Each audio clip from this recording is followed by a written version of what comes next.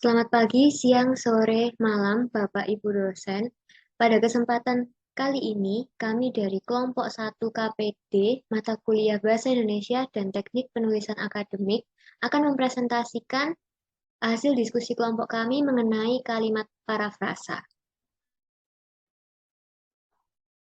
Kelompok kami terdiri dari yang pertama ada Givari Gasa, yang kedua Devina Amadea, yang ketiga Jovina A, yang keempat Alisa Desiana, yang kelima Angelic Diva, dan yang keenam Carla E. Untuk kalimat efektif yang pertama, yaitu ada pertumbuhan ekonomi yang negatif pada 2020 menyebabkan tingkat kemiskinan di Indonesia meningkat pesat dari 9,7% pada September 2019 menjadi 16,6% pada akhir 2020.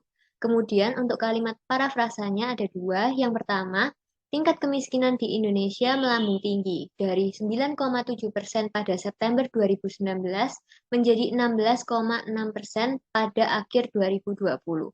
Jenis parafrasa yang digunakan yaitu adalah jenis sinonim. Terlihat dalam kata melambung tinggi itu meningkat pesat itu menjadi melambung tinggi. Untuk unsur dari kalimatnya, yang pertama ada subjek, tingkat kemiskinan di Indonesia, predikatnya ada melambung tinggi, kemudian keterangannya dari 9,7% pada September 2019 menjadi 16,6% pada akhir 2020.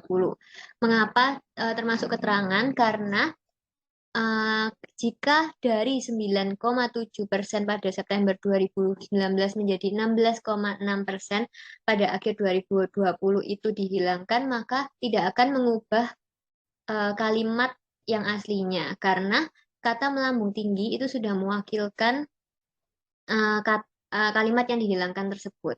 Kemudian untuk kalimat parafrasa yang kedua, itu pemicu tingkat kemiskinan di Indonesia melambung tinggi, yaitu pertumbuhan ekonomi yang negatif pada 2020. Nah, ini termasuk dalam jenis kalimat parafrasa ekuatif dan sinonim.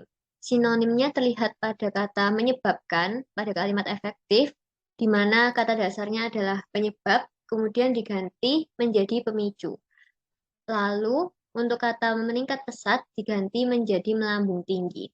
Untuk ekuatif, karena uh, mengubah predikat dan objek menjadi subjek, di mana kalimat efektifnya predikatnya ada menyebabkan tingkat predikat dan objeknya adalah menyebabkan tingkat kemiskinan di Indonesia meningkat pesat. Kemudian itu dijadikan sebagai subjek, sehingga hasilnya adalah pemicu tingkat kemiskinan di Indonesia melambung tinggi. Kemudian ada kata yaitu yang merupakan ciri khas dari kalimat parafrasa jenis ekuatif.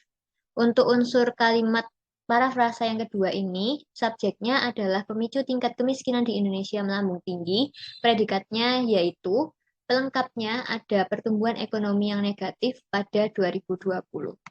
Nah, untuk kalimat yang kedua, ada terdapat kalimat efektifnya yang dibahas Svensson 2021 menyatakan bahwa kebahagiaan merupakan konsep yang abstrak karena keberadaannya berkaitan langsung dengan nilai dan ideologi seseorang. Nah, di sini bisa kita lihat bahwa untuk Svensson 2021 merupakan subjek dan predikatnya menyatakan bahwa dan untuk objeknya adalah kebahagiaan dan merupakan konsep yang abstrak merupakan pelengkap dan untuk keterangannya adalah karena keberadaannya berkaitan langsung dengan nilai dan ideologi seseorang.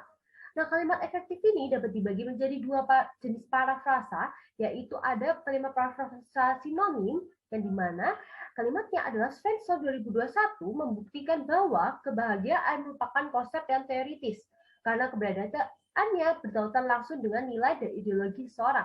Nah, di sini kita bisa lihat menyatakan menjadi membuktikan, dan untuk abstrak menjadi teoritis, dan untuk selanjutnya berkaitan menjadi bertautan. Nah, namun di sini unsur-unsurnya, di sini ada subjeknya, ada Svensson 2021, dan untuk predikatnya membuktikan bahwa, dan untuk objeknya adalah kebahagiaan. Sedangkan untuk pelengkapnya adalah merupakan konsep yang teoritis, dan untuk keterangannya dimulai dari karena sampai dengan ideologi seseorang. Nah, untuk kalimat parafrasa yang kedua, di sini kita menggunakan permutasi dan sinonim. Kita bisa lihat di sini ada perubahan unsur-unsur kalimatnya. Dan di sini menjadi Svensson 2021 menyatakan bahwa kebahagiaan memiliki keberadaan yang berkaitan langsung dengan nilai dan ideologi hidup seseorang, menggambarkan konsep yang abstrak. Nah, untuk sinonimnya kita bisa lihat untuk bagian yang menyatakan di sini menjadi menggambarkan. Nah, untuk unsurnya yaitu yang awalnya tadi jadi SPO pel dan keterangan menjadi SPO keterangan dan pelengkap. Nah, di sini kita bisa lihat untuk subjeknya itu ada Svensson 2021 dan untuk predikatnya ada menyatakan bahwa dan untuk objeknya adalah kebahagiaan. Sedangkan untuk keterangannya itu memiliki keberadaan sampai dengan hidup seseorang dan untuk pelengkapnya ada menggambarkan konsep yang abstrak. Kalimat efektif yang selanjutnya yaitu penggunaan imani berpengaruh langsung terhadap perilaku konsumtif pada mahasiswa, di mana juga memiliki unsur kalimat yaitu penggunaan imani ini subjek berpengaruh langsung predikat terhadap perilaku konsumtif objek, dan yang terakhir pada mahasiswa yaitu keterangan.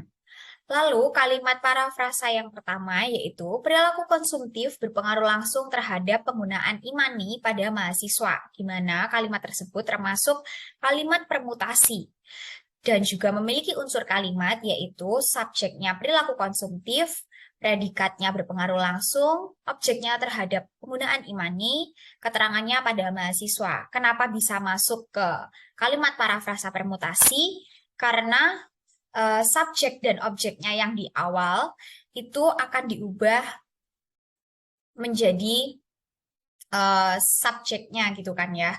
Misalnya contohnya dari perilaku konsumtif, itu awalnya dari objek lalu hanya dipindah menjadi subjeknya saja di kalimat parafrase yang pertama, seperti itu. Jadi hanya yang diubah subjek dan objeknya saja, tetapi predikatnya juga tetap penempatannya, tidak diubah-ubah, karena ini merupakan kalimat permutasi. Jadi yang diubahnya subjek dan objeknya saja.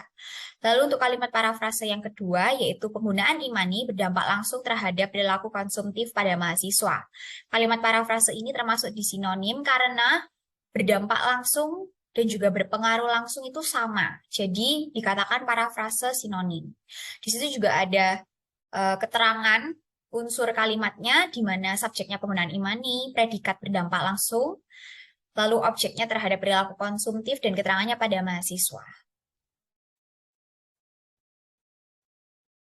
Untuk kalimat keempat, kalimat efektifnya, rasio leverage menggambarkan sumber dana operasi yang digunakan oleh perusahaan. Untuk kalimat parafrasanya, parafrase 1, penggambaran sumber dana operasi digunakan perusahaan sebagai rasio leverage. Untuk unsur kalimatnya, subjeknya penggambaran sumber dana operasi, predikatnya digunakan, objeknya perusahaan, dan keterangannya sebagai rasio leverage. Dan untuk parafrase 1 ini masuk ke dalam bagian statistika.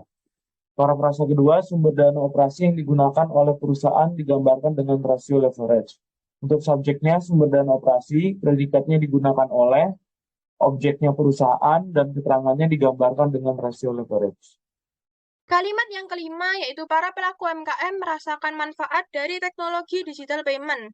Para pelaku UMKM sendiri merupakan subjek, merasakan merupakan predikat, manfaat merupakan objek, dari teknologi digital payment merupakan keterangan.